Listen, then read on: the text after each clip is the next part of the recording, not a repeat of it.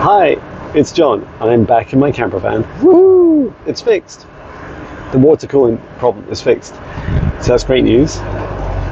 And it was fixed just within 3 minutes of me not being able to get the train in time to be able to pick it up today. And if I couldn't have picked it up today, then I wouldn't have been able to head down on my road trip down to the very south of England this week and have a reasonably, good trip. If I tried to cram it in fewer days, I don't think it would have worked. So yeah, it's so far so good. Yeah, that's fantastic news. So let me talk about.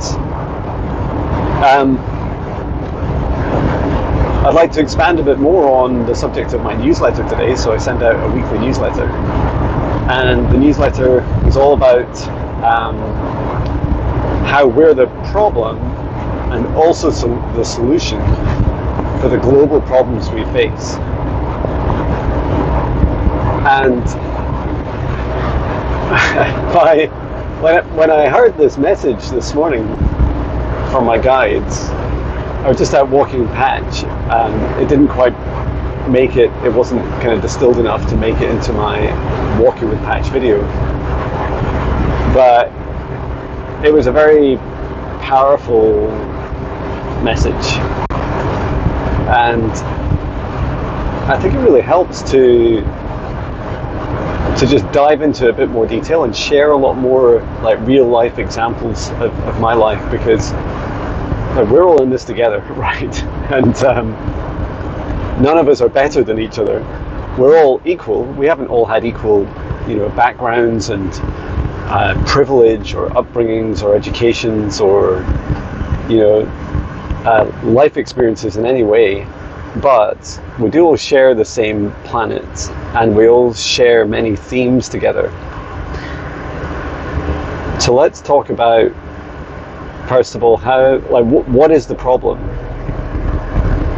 Well, the problem we face as humanity, one of the biggest problems, and it's not climate change. Not saying that isn't a problem.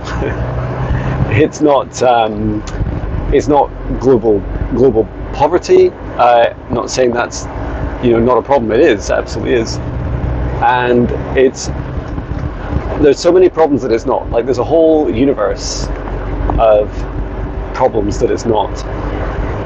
The biggest challenge we face is that we are being controlled and kept in fear by those that choose to propagate programs of control and fear and division and many other things, but the main themes, like, against us. And that somehow we've evolved as a species, as a human race, to incrementally and implicitly and explicitly lower our boundaries, allow our sovereignty to be eroded, and we allow this, right? And not only do we allow this to happen, but we are both victims of these programs against us, and that we, by closing ourselves down and keeping ourselves in fear, that we feel very vulnerable and poor and weak, and we feel like these things are being done against our will, but we feel like powerless, right? And I know this because, speaking as a fellow human, I've experienced this too, and I still experience it sometimes. A lot less now, but still sometimes. And I would say I'm growing out of these experiences. The people that choose to control us, and it's not just people, more at a metaphysical level as well. There are beings that they keep out of the limelight, right? Very, very purposefully. Like, it's a bit like that Rage Against the Machine song, "Know Your Enemy." Like, many of us don't really know our enemy.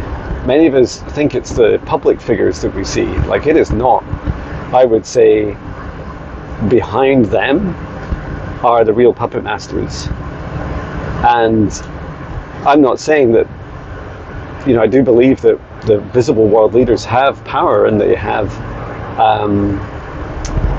a say over these things, and they have control. But really, they've been given like a sandpit to play in, by those truly that control the world, and especially the wealth of the world. And to explain a little bit more, so I'm just slowing down to explain this because, not because I think you'll find it hard to understand, but because it's quite unusual, maybe even controversial.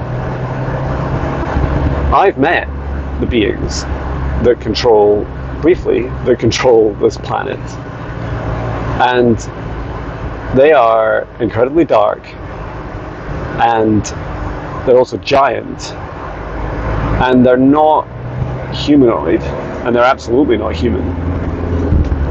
And I met these beings in their kind of true form as being, they're like these giant planet-sized spheres, and not like a nice pure clean smooth sphere, but a bit like a planet, some bumps and edges and battle scars and things, very dark. You could almost describe them like black holes, but not really that. There are some similarities, like leaching energy and their sheer size and scale. What I did see in them, and I know they weren't very happy that I could see it, was I saw them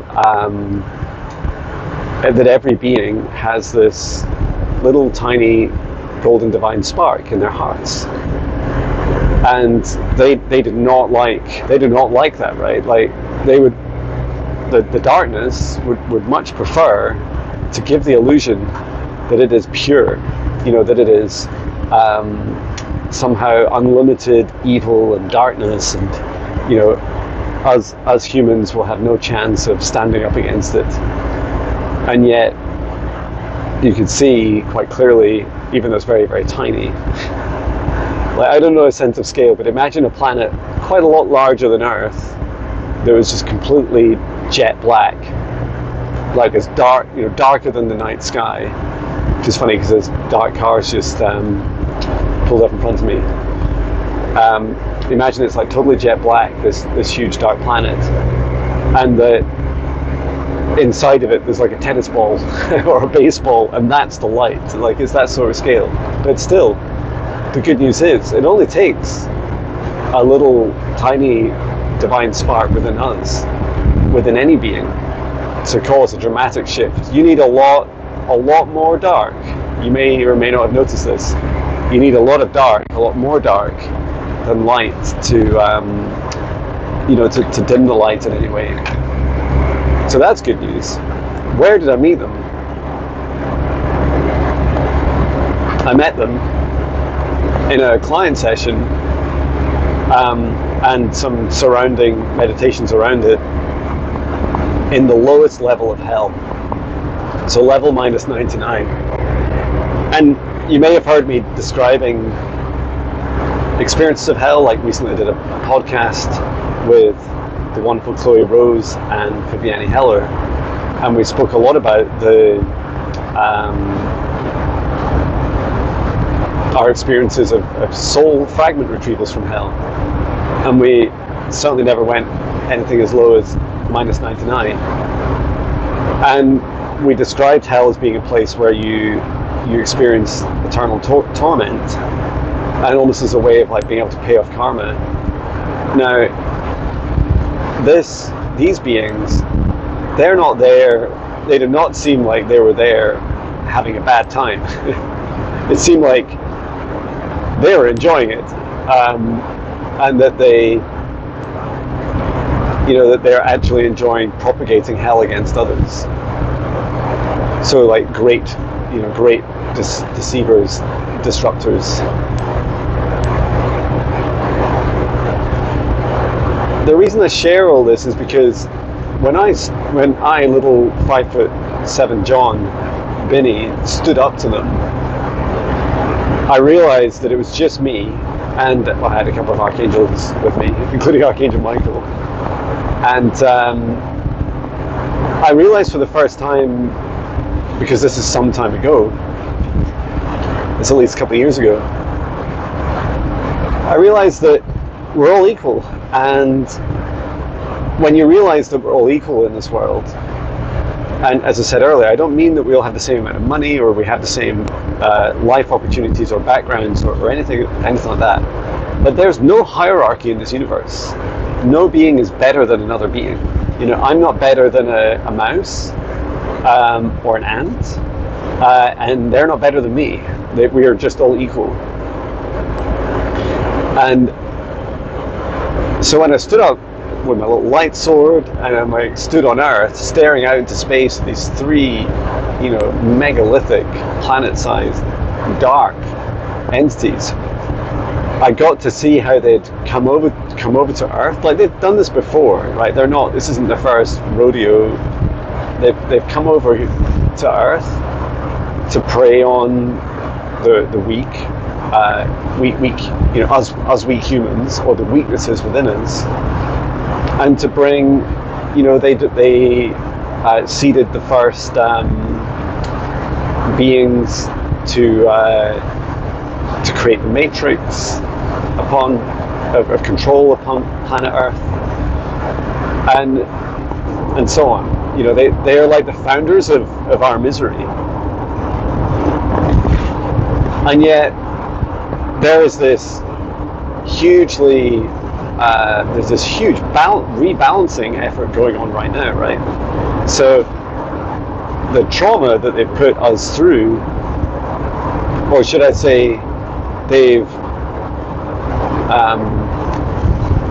lured us into, duped us into, incrementally and implicitly, and sometimes explicitly,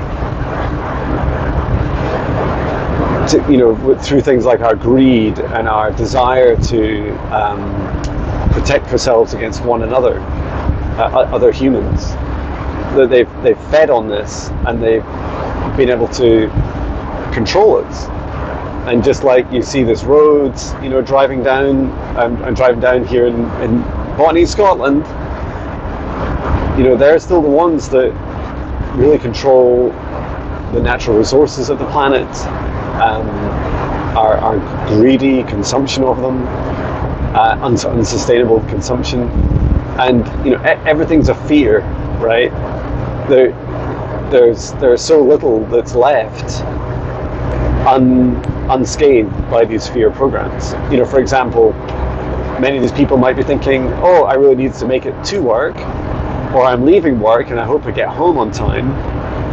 I really want to get to work because I'm worried that if I don't put in the hours today, that I might get fired, and if I don't keep my job, then I might not be able to pay my bills, and I don't know how much I'll love myself as part of that. I don't know how much my family will love and respect me if I lose my job. And then there's people, worrying about the amount of fuel that they're consuming, damaging the planet. There's so little by default that's in our culture that seems to be left for enjoyment. Certainly in our Western cultures, certainly my experience of the UK and US.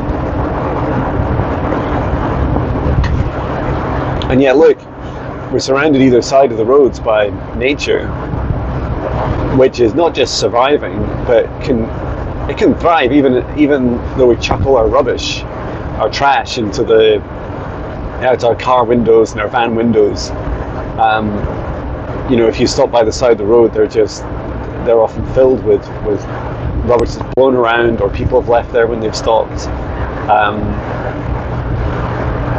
And we also know that nature recovers really fast, right? Like Chernobyl, for example, I think it's now a national park. These places of nuclear disasters or human disasters are often far faster than we can imagine. They are far faster than far faster than we can imagine. Like that, the traffic slowing down. Far faster than we can imagine, they are recovering, which is amazing. I am about to hit a long queue. And I must be mindful and remember to leave a big gap, because you can do that thing when you're driving, right, where you leave a bigger gap and you just allow the traffic to, it's kind of like a caterpillar, right? It's like stretching and, or a snake, like stretching and compressing together. And the more space you have, the smoother it is. So if I talk, I gave some examples about my fears on my newsletter, so I can probably share some more. If I talk about the ways in which these beings that control the earth, and I see that they control them through people. That's the way I feel they influence them, and everything's a bit of a deal, right? Everything's like incremental consent. Oh, just do this, just do that, do this, and you'll get into power. Do this, and your country will be the best in the world. And it's all what do they call it? A zero-sum game. Is that what? It's like everything's just moving things around. You don't really generate. I find it's amazing, the concept of the total amount of money in the world. Like, what is it, like $30 trillion? I don't know. But whatever it is, isn't it really funny that exists, a concept that there's a total amount of money? Like, what if you just doubled that? It's just such a funny abstract. Anyway, some of my experiences of feeling the fear and the effect it has on me. So some of the recent ones were, I don't watch TV news, and it's quite funny because I don't really feel that TV news is the most dominant anymore by any means. It absolutely was when I was growing up as a kid, and especially before the internet. But now there's an internet, and now that it's much more, news is much more dominated through the web and social media. Why would they go to your TV to put you into fear when you're spending all your time on your phone? In fact, you're on your phone even when you're watching the TV. So why not go straight to the horse's mouth and right into our hands and into our minds, right? And literally on my phone, what popped up was just a little notification, and it said Russia simulates devastating missile strike against the UK, and there's been a couple of things like that, and I find it like so fascinating. And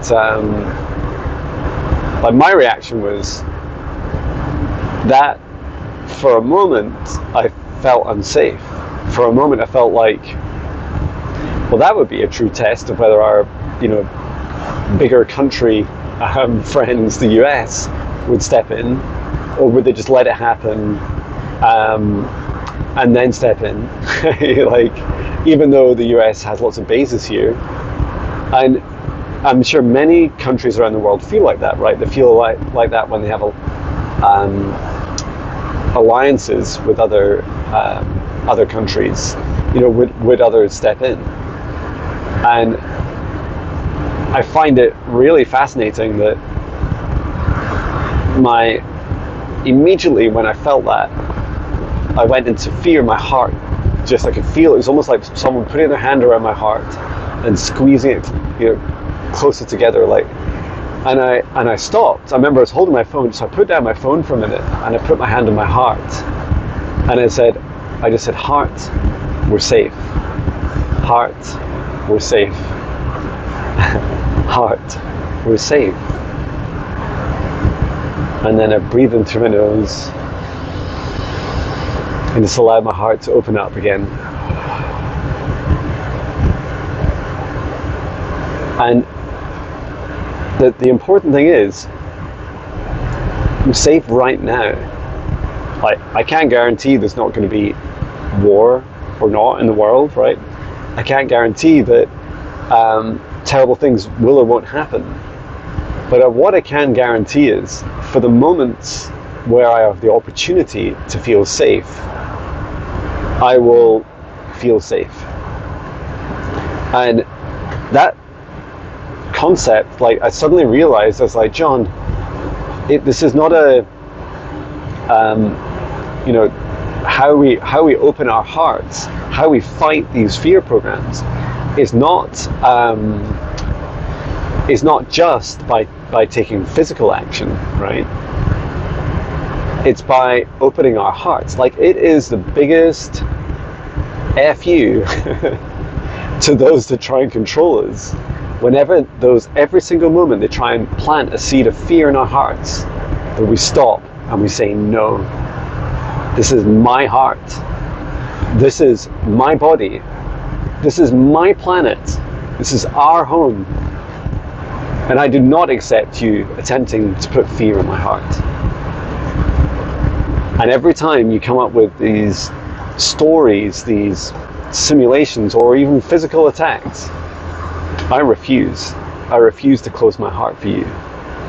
I refuse to stop loving my brothers and sisters all around the planet, including those that are brainwashed or controlled in any manner, or influenced in any manner, or in fear, like driven by their own fear, who choose to work against me.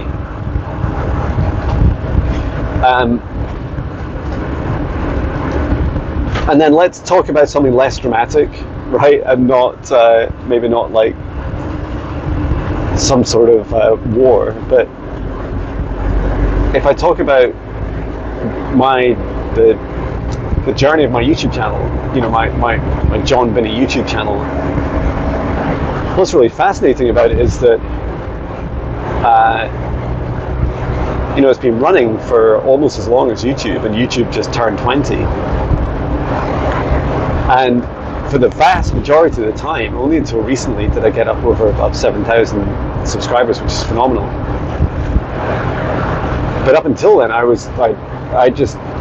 inched my way up over years and years, up to just over 2,000 subscribers. And you know what? There were so many times that I was in fear, mainly fear of lack, right? Just like, oh, John Binnie's not good enough, I would say to myself. I would have doubts in what I was creating. I'd have doubts because my primary measure was, I'd look at the number of subscribers I had. And when they weren't growing, and often wouldn't grow as fast as other people, I was like, this is terrible. I'm just not as good as the others. That's how I felt. And it was really damaging for my self-esteem. But also, it affected me, right? It affected me a lot of the time. I'd be like, oh, what's the point in doing this? Why should I even bother? There was definitely days, in that journey where no content was produced because I just felt that it wasn't enough. And then more latterly, I have the other end of the problem, the other end of the scale, which is producing too much content. So, when I feel in lack, or if I feel like doubting myself, I can end up creating even more content. There's a way of compensating, right? It's like, oh, if I make another video, I'll just feel like, it's almost like playing, the way I describe the feeling is addictive feeling. It's like playing the lottery, right? Every time I create a new video, it's like I buy a new lottery ticket and I submit it to the lottery, and then it might go viral, right? It's that feeling. And I know for a fact that I know that many have tried to, propagate this against me, and to dim my light and hold me back. Hi, it's John again. Here I am in my camper van. So yeah, I was just talking about the times in my YouTube journey where I felt held back. I remember having a reading back in 2019. It was from Shane at Unbiased on the Fence. And it's a public session, and he said to me, he asked me to find out, from my higher self and my guides, what I need to do to unblock myself. And what was so fascinating was I knew, my higher self absolutely knew at least, that I was being held back. And in that, the algorithms, and this may not surprise you, the algorithms they're designed to make us hide us from each other, first of all, so we can't find each other, and then also to and by that I mean people that have gone through their awakenings or have a heart that's opening up, also to discourage us, by just things being very quiet, not getting comments or likes, and that has an effect of either people just giving up or creating so much that they burn themselves out, or both, right? And they don't care. Those that try and dim our lights, and these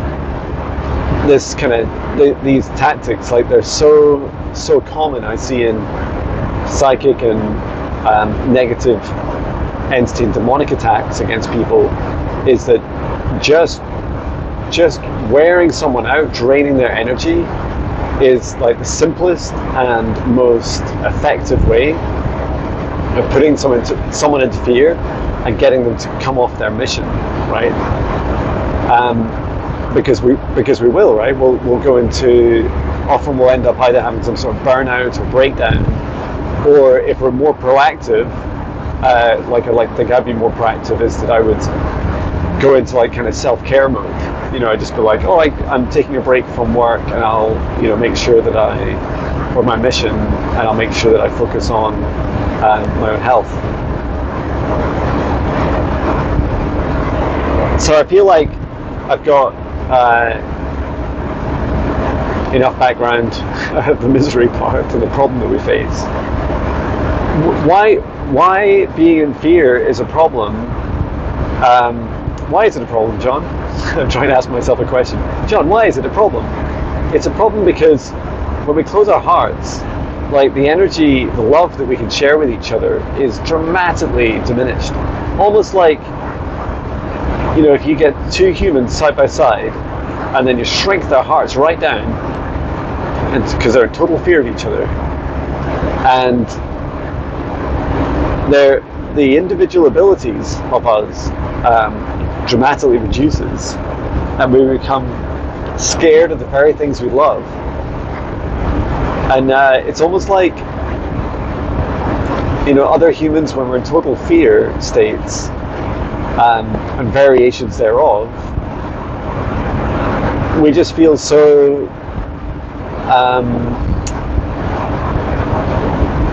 we feel like other humans are like robots, right? That they have no emotion, because we sense that in each other. When you meet, and pets and animals do this all the time with each other, right? But when a human's in fear, other humans know it.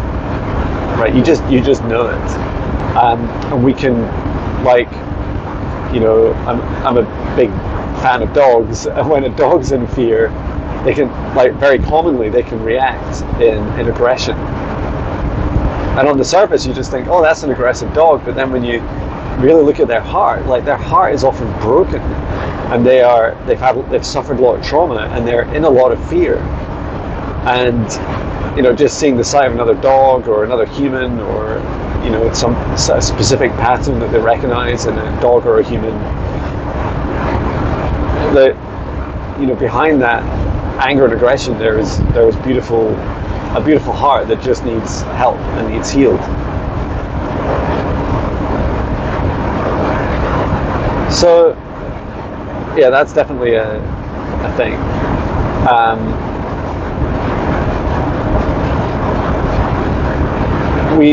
Our psychic abilities become significantly degraded. If you try and do a maths problem while you're in total fear, it's really hard, right? Like, something with significant cognitive load. Your innovation, shrinks down. You find it extremely difficult to concentrate. You kind of just want to get up and go. You're always worried that something really bad's going to happen. You have high anxiety and low capability. And the true nature of this reality is that, and of the human race, is that we are all creators. We all have incredible abilities to create, innovate, to love each other, to overcome the same problems we all face. We all humans across this planet came from another human.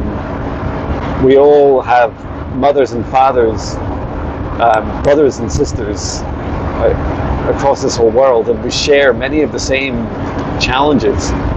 And yet those that seek to control us and divide us in fear have us believe that somehow other people's struggles are different to ours, or that they are different to us, or that they are purposefully trying to destroy us.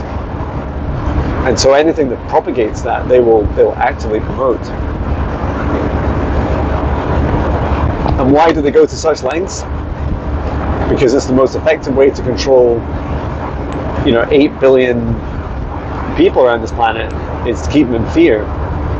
Also remember that there's very few of them, right? There's less than, like, if you look at a population of 8 billion people, 1% of that is 80 million.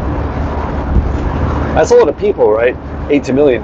They're not even 80 million people that are controlling this planet, right? In fact, my feeling is it's in the low thousands. And they just happen to be related, often it's families,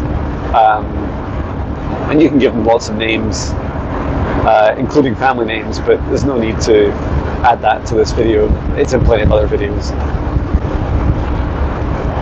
So how do we fight it? Well, as I started mentioning, every time some fear is propagated against you, like I personally draw a boundary, and I say, I do not accept your program of fear. I do not accept that you are trying to make me feel a specific way. This is a free will universe. I get to decide how I feel. I get to decide what emotions flow through my heart. And whether someone, without my consent, actively or implicitly, whether they're doing it for good intentions or negative intentions, try and make me feel a certain way, that is against my boundary, that is against my consent. And in that respect, I actively fight these fear programs with an open heart. I actively face my shadows, and I say, John, what am I scared of next? Because I'm not done, right? I am not done with these fear programs. I'm not done with the fears that I feel within me. And they're not all, generated from those that propagate them against me. They can be kind of cultivated by those programs. But I have fears, right? I still have some fears of being seen. Two people said hello to me today as I walked past them in the street and in the city, and said hi John to me. I had no idea who they were. And it made me feel in the moment a little bit unsafe. I was like, why would they know me? And then increasingly people look at me and they can't figure out where they know me from. And sometimes we'll get into conversations and it's like a future memory for them. It's like I become important for them in their future, but for now I'm just a face, a soul that they recognize. And I respond initially a little bit fearfully. So that's like, I'm getting through that, I'm getting over it. And that's one reason I'm going on this road trip, right? It's like, get out there, John, meet people, see people in person, face those fears. And it's, it's such a funny thing to say. It's like, hey John, what's the number one way this week you're going to fight the global programs of fears? You say, well, I'm going to face one of my fears of being seen and a little bit of hermit mode fear by driving for like over 10 hours to the very south of England, and on the way and back, like meeting different people and overcoming those. It's like, oh, so that's how you fight it. It's like, yes, absolutely. You fight the fear that's propagated against you by facing your own fears, because that's the way it works, right? As soon as the fear enters initially like your auric field, and then enters your body, and especially gets into your heart, it's like an infection, right? And it'll start producing like lots of other fears, like, oh, I should be scared of other things too, type feelings.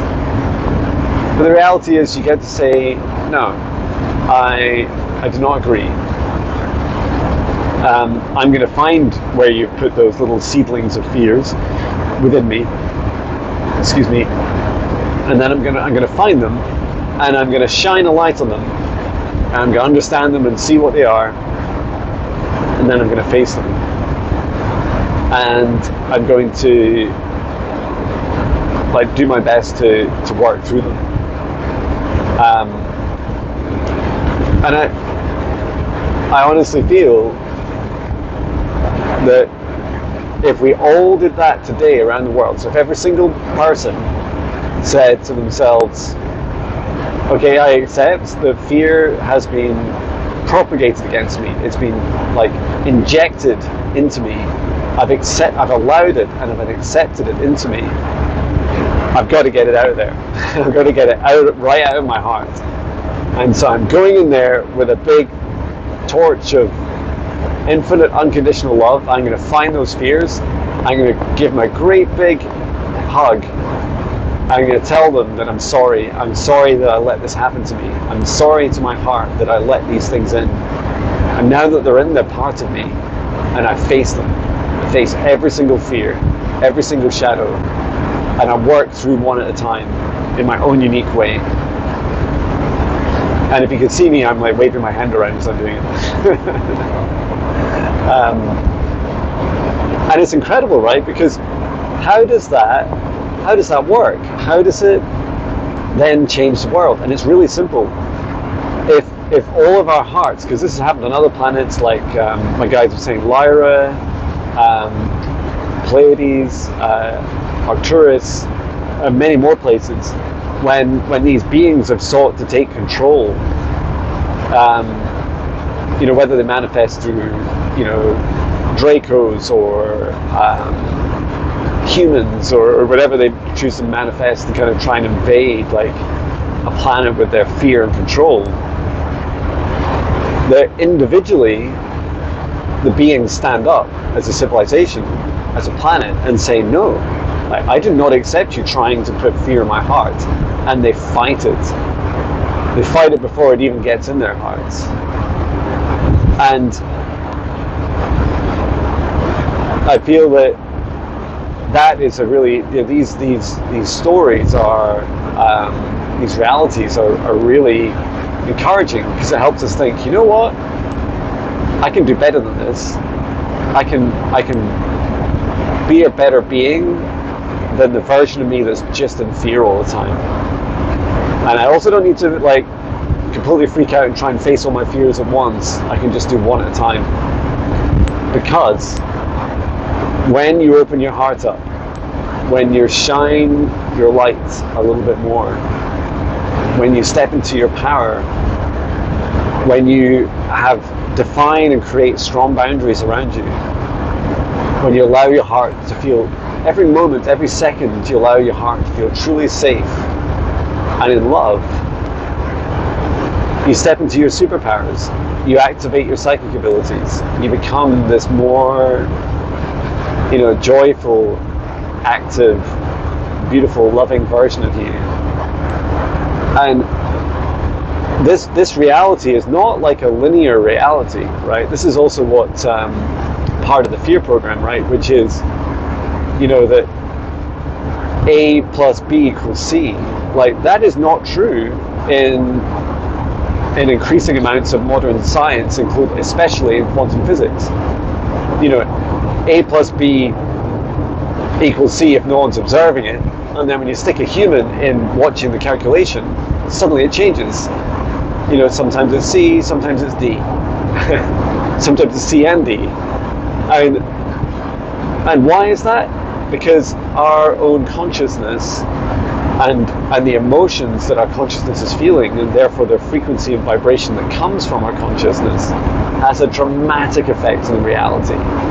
To the extent that, your house will be the one that isn't burned down in a forest fire, or wildfires, or survives some sort of human or natural disaster against it, or simply that your business thrives when people that do exactly the same thing in the same place in the same way as you, their businesses suffer and yours doesn't, because simply you have an open heart and you're filled with love and you're following your divine path, you're following your mission.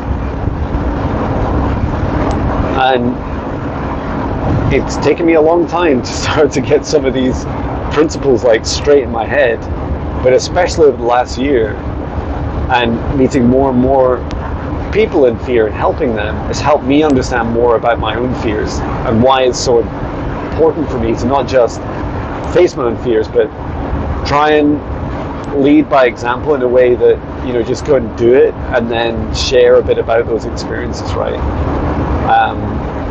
You may notice about me, I don't say a lot about all the amazing things I'm going to do, because nothing is very useful until it's learned from, right? And often that means we have to have done it already.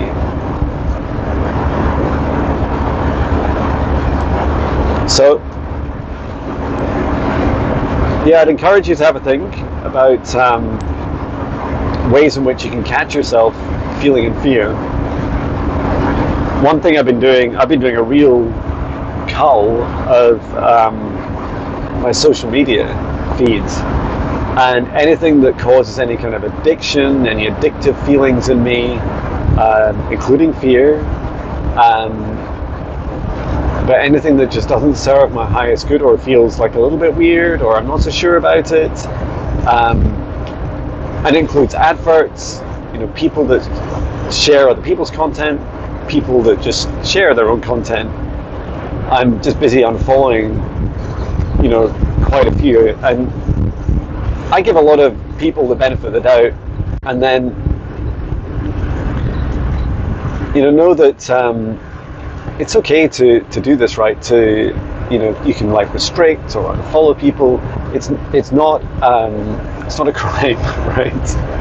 And it's really powerful. Like, clean up your social media feeds and keep out of those fear. Yes, fear sells, but this world is changing, and love is going to begin to sell even bigger. And that love sales pitch, they've been trying to hide from us for a long time. So look out for that. It's just really important to not go there, right? every second of every day that you can spend out of fear, your heart will feel happier. Now, you might also find some challenges like ignorance is bliss, and in some respects, it is, right? Like just not knowing what's going on in the world can genuinely just leave you in a happier feeling, because you get to know what you need to know around you. I remember a few years ago, my kids were telling me about inflation, and they were quite young then, and I had no idea about inflation. I wasn't paying any attention to inflation at all, mainly because the things I bought day to day, including shopping and stuff, wasn't really changing much. And I found it really fascinating that inflation just kind of really took off. And now I just feel like I have a general awareness of what's going on in the world, because I think it's helpful to have a vague understanding. But where you can, find some trusted sources. And the mainstream and the most dominant ones aren't super helpful at that, right? They're not very trustworthy. Just feel into the energy behind what they're sharing.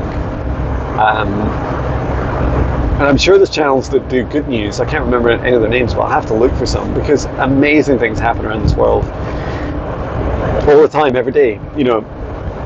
For every person that something bad happens to them, there's also people that has good things happening to them. Like my camper van got fixed today. It might not be the biggest thing in your universe. It's a huge thing in mine. And I'm really, really grateful for it. Anyway, I'm going to head back and say hello to my wife and family and start getting prepared for my journey. So it'll be a lot of fun. And I hope this finds you well. So please take care of yourself. I hope you're able to keep out of fear for as much time and energy each day as you can. And yeah, I feel like I could definitely create some practices around keeping out of fear. Because let's face it, the more you can keep out of fear, the easier your life is. Oh my God, it's so much easier. I feel so much happier in my life now that I'm not living in fear anymore. Everything's just easy and fun and fabulous and flow. So yeah, I'll go back, prepare my van for a journey down south, and exciting! I have no idea who I'm seeing on what day, exactly where I'll be staying when I go, but I have some ideas, did a little bit of prep, have reached out to the people I think I can visit, and just going to go with it. So yeah, I hope this finds you well. Take care, sending love.